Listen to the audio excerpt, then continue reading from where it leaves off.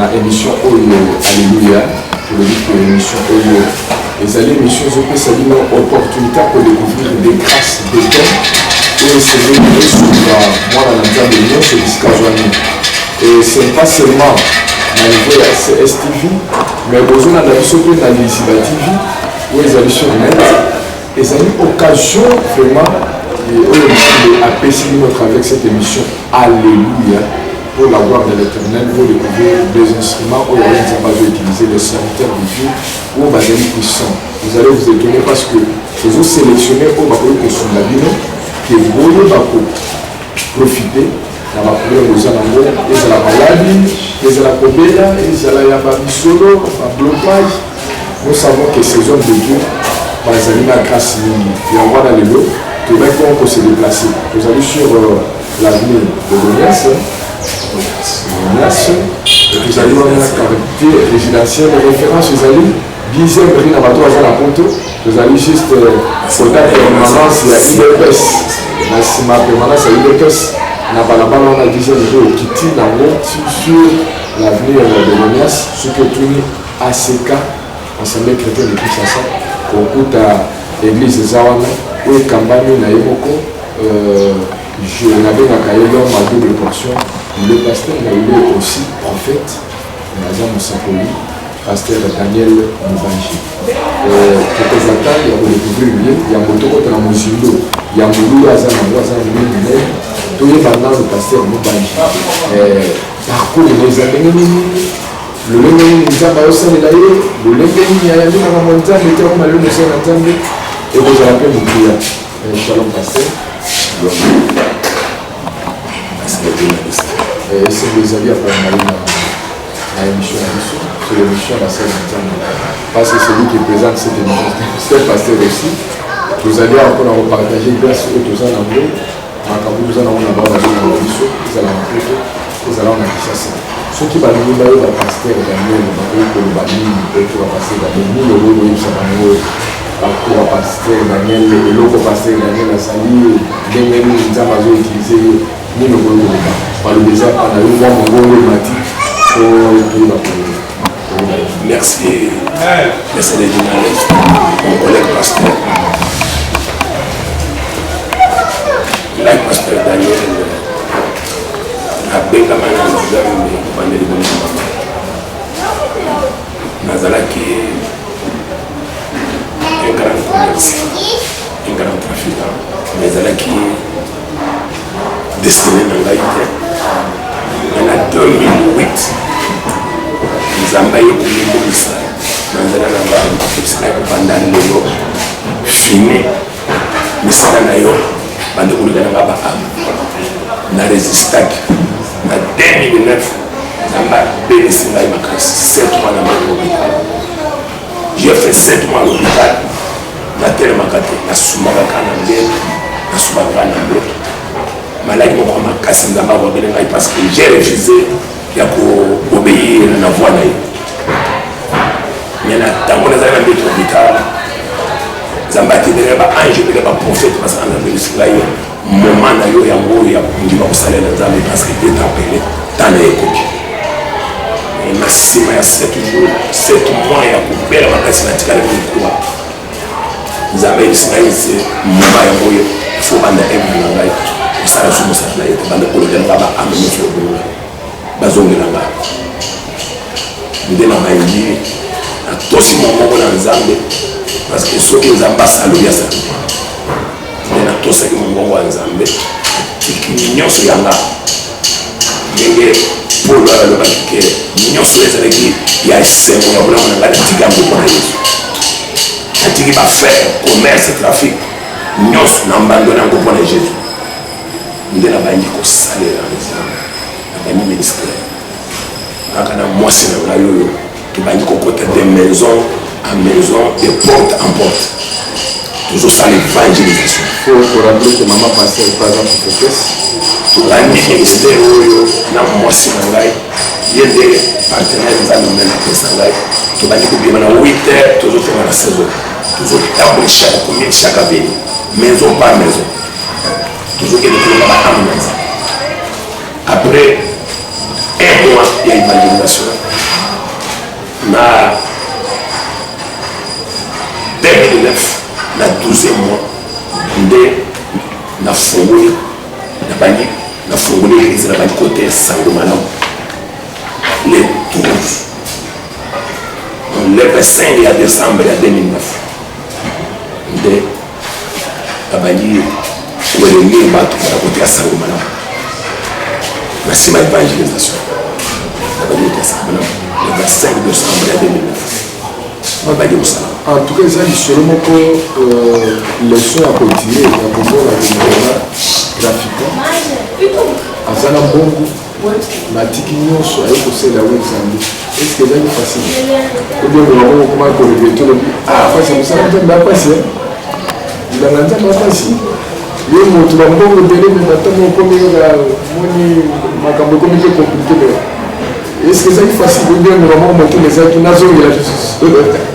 Na ndimaki te na boyaki ya koloneli nzambe afrape ngai nzambe to afrapaka bao afrapaka moto azoresiste na voi ya nzambe nzambe afrape ngai yango nzambe afrape ngai 7 mois na beto hôpital nazoterma te nazomema ngai bakotika na salle d'or basali mosala na bango na badokter na maladi nzambe afrapaki ngai nango nazozongisa ngai na mbeto bazongisi ngai na salle d'or baopere bazongisi ngai na mbeto 7 mois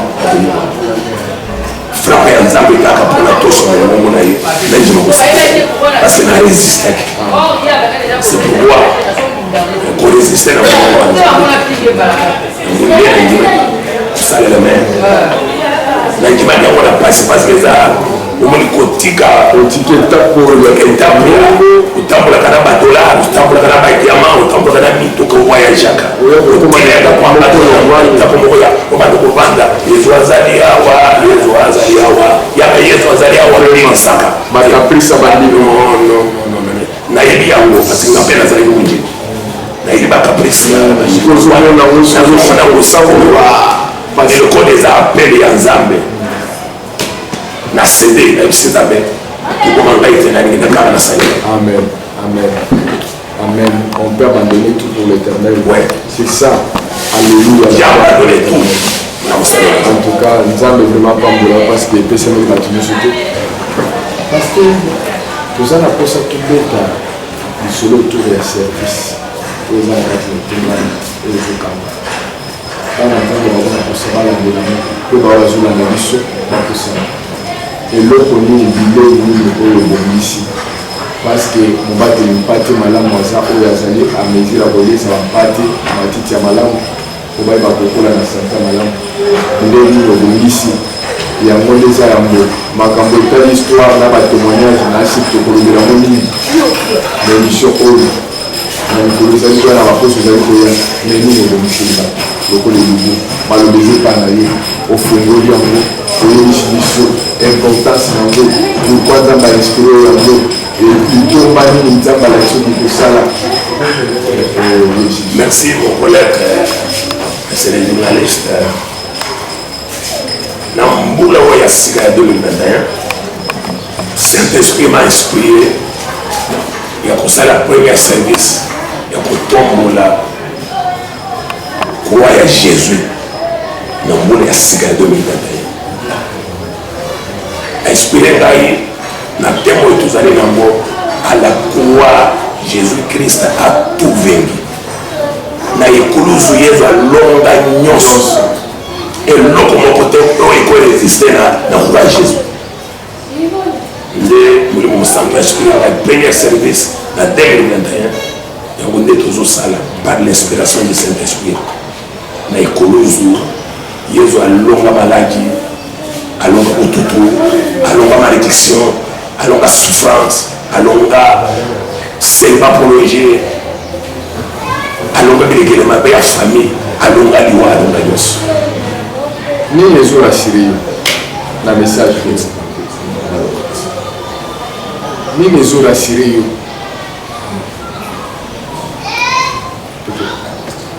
nini ezorasire yo na message oyo effectivement yesu nayo aza mesure ya kopesa réponse na mama oyo na tato azolanda biso peut-être avandi mabota eke mosika avant les Zadi, avant les Mikatanozabi.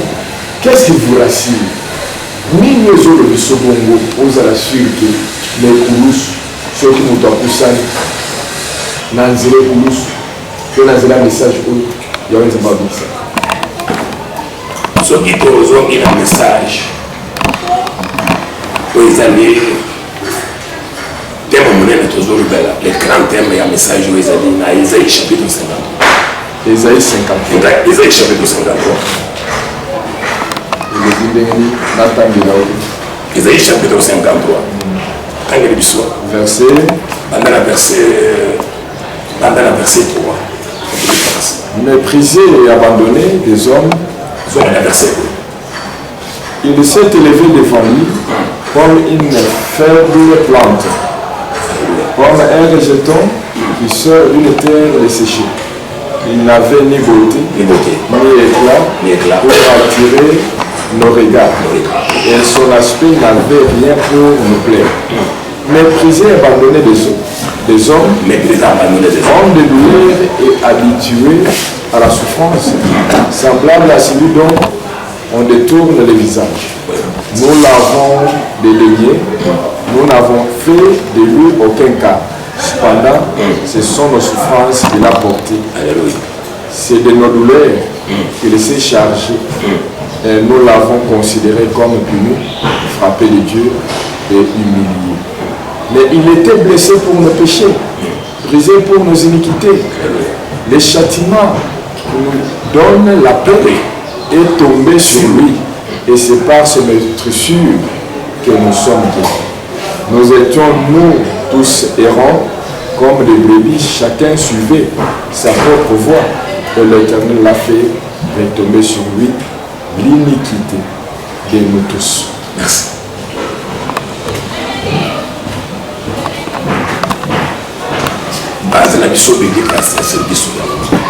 Isaïe 50. Isaïe 53. Mépriser les hommes, abandonner les hommes. Azaki na yongi, ya mutu kwa mwale tenge ya zatina na ye azaki pambuli na ye. Négligé abandonné. Le code ezaki ngona moko ezokotama, batu ba négligé yango. Zoka ndenge ya mbunde ezaki sali pour les hommes. Sali pour les hommes, Jésus-Christ de Nazareth. Bible ezaki koloba ke azalaki méprisé, abandonné. Quand tu vas te baser à côté de carte, dès que la Bible est pour le battre, azalaki bipanga ya mutu yeme, oui ezalaki abandonné na banchi, et rejeté par les hommes. Pour dire mon dé bipanga ya mutu yeme koleka madame nyonso, oui mutu njimi yango, bipala madame etongani, njimi yango libota ya bien etongani, njimi yango ministère ya madame etelemi, na nzela ya Jésus-Christ libanga. Sommes totalement bien dans le verset 4, la Bible dit pour le bas, ce sont nos souffrances.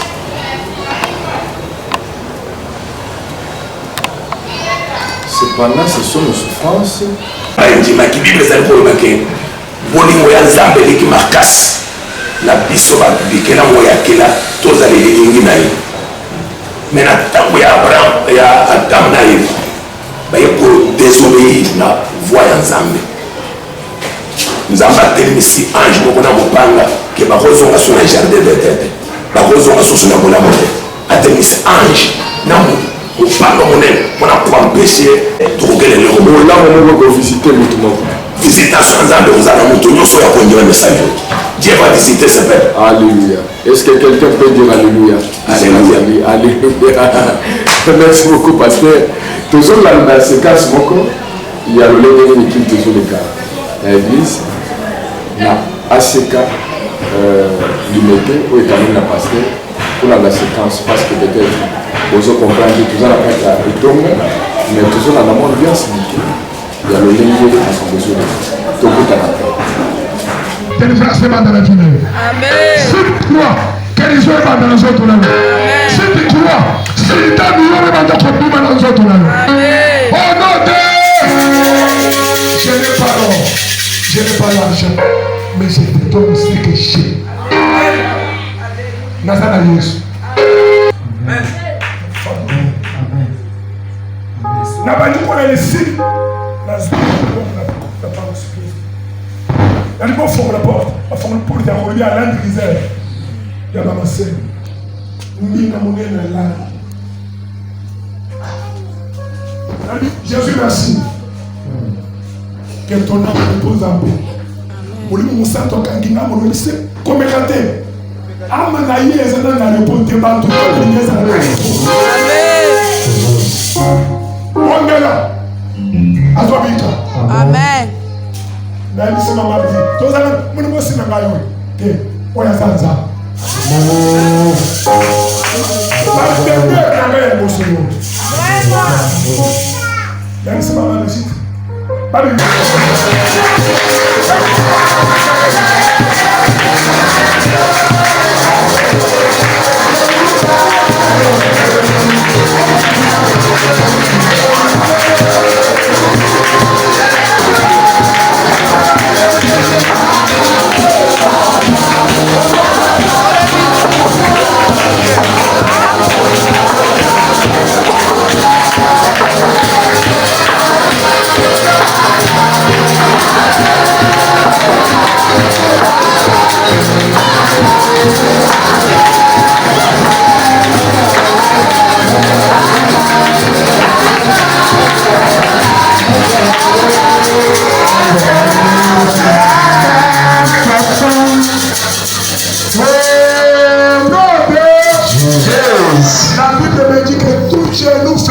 Merci beaucoup pour la parole. Vous allez vraiment passer à l'action. Père de l'année Batou Azo Kamanitonga, vous avez alimité. Résidentiel là, c'est passé rien pour appuyer pour le dernier Makamuza pour s'organiser. Il va y aller. Il y a eu pasteur. Il y a mon ça. Message, il y a Souka, il y a programme, tout. Est-ce que ça a un message spécial? Par rapport parce que le message c'est bien, mais tu es aussi l'homme de déclaration. Tu es l'homme de déclaration. Le problème. Mais essayez de faire le seul mais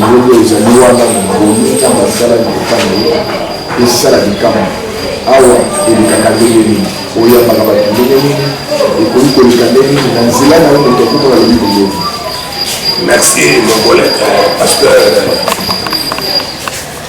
c'est les journalistes depuis Nzambe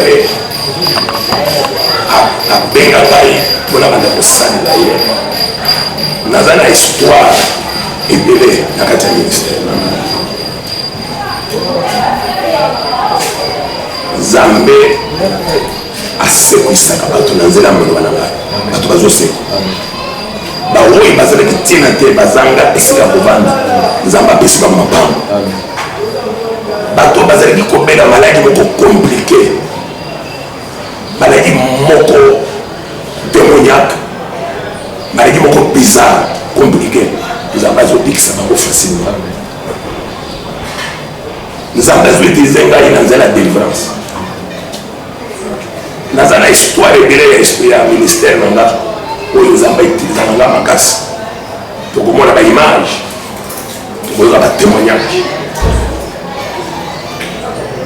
ya moto akufa famille bamemie bazokendelela la mwaka mwasi na yebisi ye te paster ya biso azalaka l'homme de déclaration tokende epai na ye amekana koloba maloba soki tokokendelela la morke tokende bapasela loba maloba toketokena la morke ntango baye na ndako nabimi libanda mpona alobaka etona marie reposante saint esprit akangi nga monoko ebisika koloba bongo te parce que ye aza na le temps ya repos te fo azala na bongo alobi prie pour lui il va akolamuka nayebisi bandeko ya famille ke bobimise na motuka bokozela kati ya ndako bamemie na kati ya ndako ngai na mwasi na nga na mwasi ya moto akufa totikeli misato bantu nyonso bazolela libanda fina mobili ebisongo kotika na kati ya ndako parce que kolela na bino koya kodécourage biso boza na libanda biso totikali kaka na mwasi na ye aza na témoin ya makambo nzambe alingi asala tobandi kobondela après 5 minutes nayoki esprit moko ebandi koloba kati na motu wana ata osambeli ndenge nini tokotika ye tozokendaka na nayebiki te lokola sa kote na ndako na nga bino bokokendele ya kotikala nabandi komenase esprit d'abord tokokende te tokokende kaka nayebi bokokende na ye te kotikala bandi kobelela kotindela yango moto nayebi moto abandi koloba totiki ye tokei epembe elamuki ebandi natindi mwasi na ye kende banda yebisa bandeko bazolela balelo source te parce que nzambe asekwisi bakota na kati kolelesa makambo nzambe asalaka na biblie ti lelo asalaka ndenge nzambe asekwisa mwana ya mama oyo azalaki na fils ndenge bazokendane na cimetière ntango bakotani na jésus alobi arrêté kitisa cercueil abondeli azwi mwana na bongo yazongiseli mama ngai mpe nazongisela famille wana ndeko na bango l'homme de 5 enfants aza na bongo oyo l'homme de 5 enfants na bondela sekwa nazongisela famille moto ayeke demi na famille bazonga ye na ndako na bongo sango epanza asekwa baboti mwana ya mama oyo omoi mwana oyo kulwana te papa afilme mwana oyo na mama oyo mama vanda nasebana filme mama oyo mama ya boti mwana oyo mwana 7 jours aninganaka te alobaka te abujaka te amelaka libele te koma alelaka te 2 jours baminganga bapesi ye bakisi ti eloko moko echangeaka te batransfere ye balobi totindelaka lembalembe mama alingai papa 2 jours mwana alelaka te amelaka libele te arespiraka te alobaka te azaka mona koma batindi biso na kalembalembe lelo wana nga nazalaki na réunion na biso ya communauté na bandala ya bapasteur chalingi toza na réunion communauté ntango mama abengi ngai na bisika kozala bali tozolonga na kotonga na kalembalembe na mbandone mpo na bolingo fardo ya bapate natiki réunion nasengi nzela nalobi naza na mama moko azala mwana azaka mama malade nakendela kalembalembe kokondela mpona ye nzambe aselenga grâce nakomi kaka na portaka lembelembe bakopere na motuka bakitisi mwana nana koti na hôpital te docteur asimbi ye te na déclaré likolo ya mwana c'est presque mwana bandi kolela ti lelo aza na bongo est-ce qu'on peut permettre de fondre alléluia Jésus bien on va salir copie on va monter montage mwana na mama bango mama pe wana zosi mama pe zosi o bapesi mbongo mama ya temo ya mwana yo eloko te yo d'ailleurs baza na kati ya priere oza na kiti ya bango na service na j'ai dit justice en tout cas eloko ezala ye justice te lié contre nos ennemis mama ye oyo o montage makena bafomba bamonte mama bamonte mwana oyo koma 2 jours docteur asimbi ete yaka libalemu kaka na porte docteur Jésus seulement les dieux de l'homme de déclaration na déclaré sur place amen alléluia adelipisi pour les gens normal vraiment toza na nzambe sokusaka yo moto oza na problème ya libali kufa sante eza malamu te kovanga te okozwa nimero na ngai kobenga même na téléphone je vais prier même na téléphone je vais prier asa oza na États-Unis oza na France oza na Qatar oza na Afrique du Sud oza na Lubumbashi nimero na ngai yango wana benga ngai même na téléphone je vais prier nyonso ekufaka tene kosekwa nyonso bakanga na kolibele yango ata oza na maladi badocteur balemba bengaka na téléphone je vais prier pour toi je vais déclarer nako prier te me nako déclarer okozwa solution napesa papa na ngai évêque Pascal Mukunda papa wana ya motema malamu nazopesa ye mbote mpe nazopesa merci mpona kobimisa biso mpe kobatela biso bana tokomi mpe bato minene nazopesa merci nabosani comité directeur te bato bazogere biso na communauté nzambe na ngai apambola bango abomba bango makasi apesa bango sagesse intelligence na bosani te bana na ngai nyonso ya seka a 11e bana ngai nyonso ya seka a 11e ri bamama Angèle bamama Mira